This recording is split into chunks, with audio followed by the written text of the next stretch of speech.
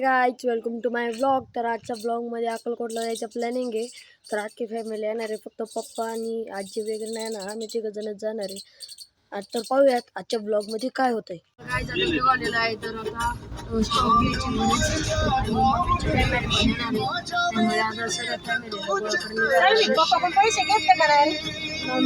आणि ड्राईव्ह काका करताय आणि पुढे दादा बसलाय, ते पहा काका करताय।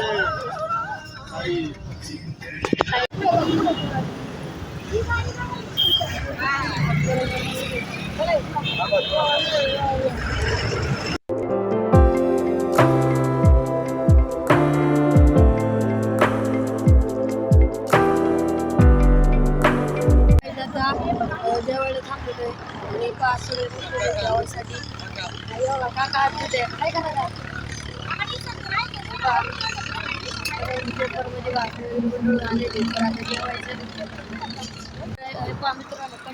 आलेले आहेत पुढे। तर तुम्हाला दाखवतो काय काय। मेथीची भाजी, चिक्की आहे, शेंगदाण्याची चटणी आहे, इथं चपाती आहे, बा काका वांग दाखवतात। आणि पुढं जे आमचे ड्रायव्हर काका आहेत, त्यांनी शेंगदाण्याची मिरची जे आलेली आणि मटकी आहे। मित्रांनो, आता जेवण झाल्यावर मिळूया। तर गाईज आता सीएनजी भरायला थांबलेलो आहे।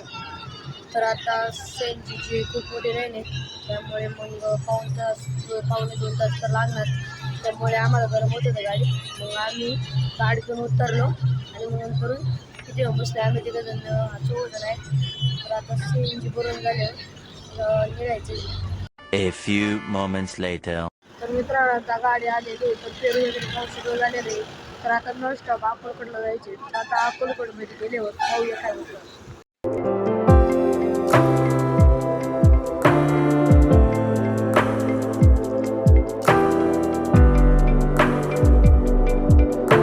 फायनली गाईज आपण आपल्या स्पॉटवर पोहोचलो। तर स्पॉट म्हणजे अक्कलकोट। तर आता आम्हाला वाजलेले येण्याकरता 5:15 वाजलेले। तर आम्ही आता 7.5 तास कंटिन्यू प्रवास केलेला आहे, मध्ये सीएनजी वगैरे भरण्यासाठी आणि मध्ये रांजणगावच्या गणपती पण करून आलेलो आहे आणि मध्ये जेवायला पण थांबलेलो होतो।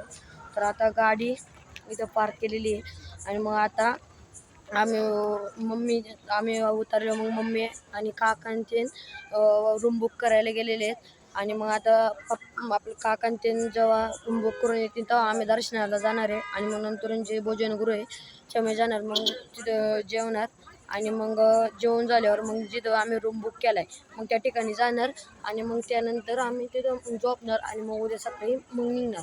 तर आता सगळेजण इथं बसलेले आहेत, कारण की आता सगळेजण मम्मी पप्पांची काका आणि मम्मीची वाट पाहत आहेत।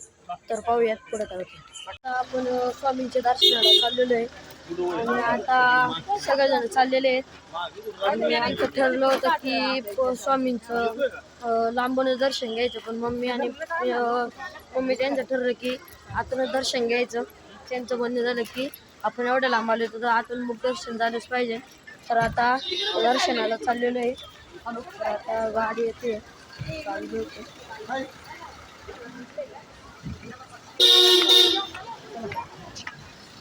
तर आता लाईनीत लागल्यावर आम्हाला तरी मम्मी 1-2 तास लागले नाही सांगू शकत। आता जर त्या लाईनीत लागलो तर आम्हाला 1-1.5 तास लागेल, पण मम्मी बोलते नाही सांगू शकत।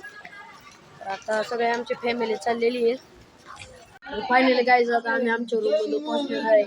तर आता उद्या आम्ही गाणगापूरला जाणार आहे। तर आता सगळेजण आलेले आहेत। तर आजचा ब्लॉग कसा वाटला कॉमेंटमध्ये नक्कीच कळवा आणि आजचा ब्लॉग आवडला असेल तर चॅनलला लाईक आणि सबस्क्राईब करा। Bye bye.